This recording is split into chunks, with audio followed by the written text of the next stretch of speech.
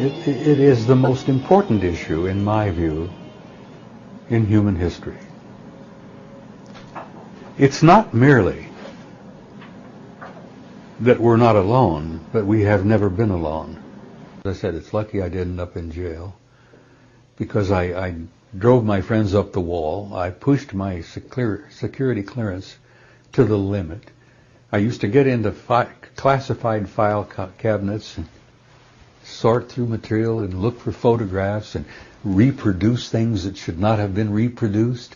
If there had been a threat from these guys, whoever these guys were, right, it would have been over a long time ago. As one of our old generals used to say, they could have cleaned our clock from the very beginning.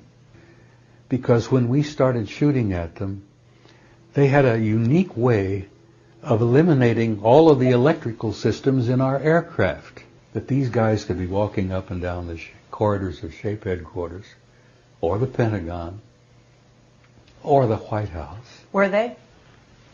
I have always suspected that, yes, they have been. How do you tell Christian fundamentalists that that lovely man from Galilee 2,000 years ago was a part of that program? At me, and he went over to the vault and he pulled this thing out and he said, threw it on my desk, and he says, "Hey, this will wake you up. Read this." It was the assessment. I mean, he said when the old man read that story, or with that report, the assessment, he says it hit him like a truck, hit him like a ton of bricks. Mm-hmm. He told me that the general threw his hat across the desk and he says, "Do you know what the hell this means? Everything we've got, everything we've done, everything we've had doesn't mean a damn thing."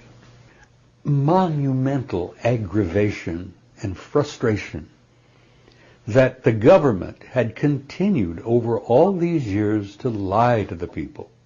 A real hero, a real hero in a lot of people's eyes, because you came forward at a time and said, "I signed an oath, but, it doesn't matter.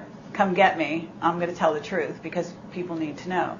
I said it, and I'll say it again, and I shared it with Bill downstairs. I believed from the very beginning, and I still hold deep in my heart, that this is the greatest story in human history. This is a story of who we are, how we came to be here, what kind of a species we are, and where we're going. It is the most important issue, in my view, in human history. It's not merely that we're not alone, but we have never been alone.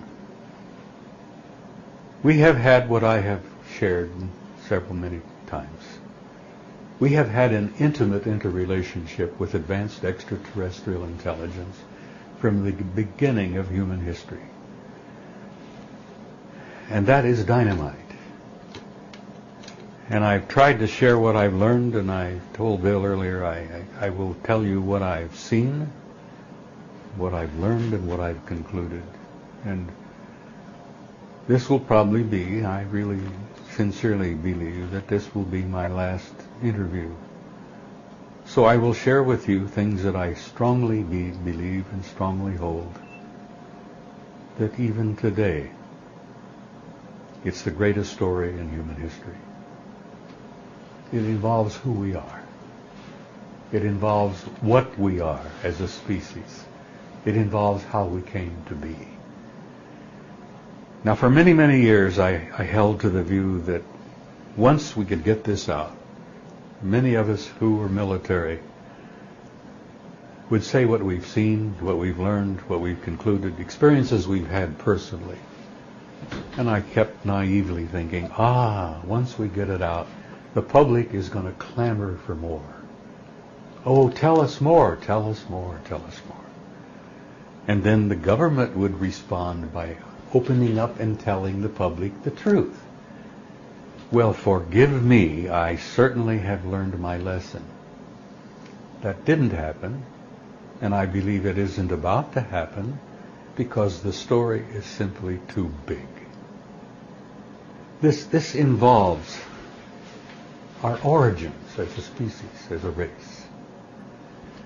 I've almost reached the point where I am sympathizing with the government for not telling the truth, and I'm to a point where I sympathize with the government by saying that the masses of people out there probably are not ready for the truth.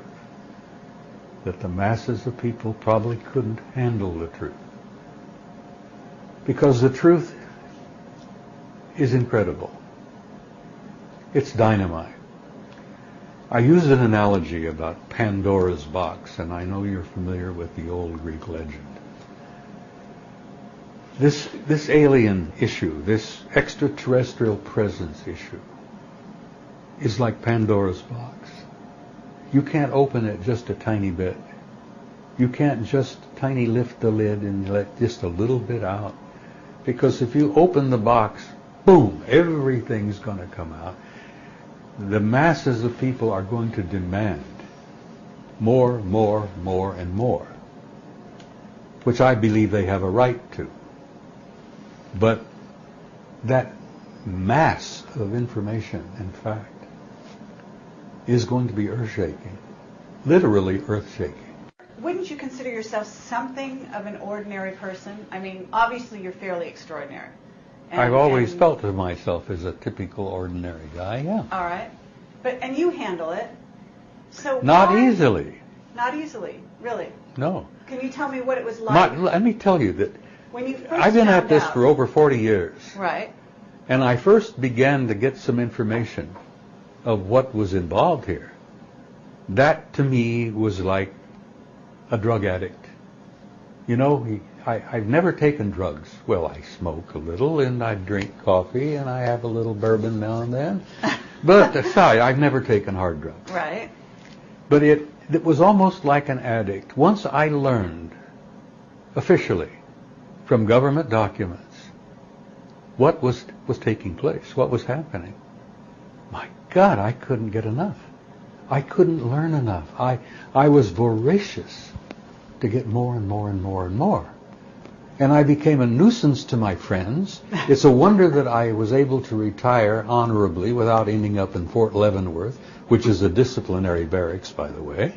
It's a prison, military prison. It's amazing that I've gotten to this point in my life without going to jail. Okay, well, you were highly respected at the time when you discovered this information. Would you say that in your career as a military? Yeah, I had been given a cosmic top secret clearance, which was and still is the highest security classification that NATO has. Okay, but cosmic top secret, did that mean to you that you were going to be let in on the secrets of our, extraterrestrial relations with other planets? No, it simply meant that I was given access to a military document, a study that NATO conducted from 1961 to 1964. When I got to shape in Paris in 1963, I learned of a study that was underway. I had had a top secret clearance when I arrived, which you had to have to get to that particular assignment. It was a rather choice assignment, by the way. Paris, in those days. Took my family. My kids went to high school in Paris. It was a choice assignment, and not everybody got that assignment. You were selected, and you were analyzed, and you had to have so many little pluses in your box to get that. So, but top secret way back then. Top secret. Were you naive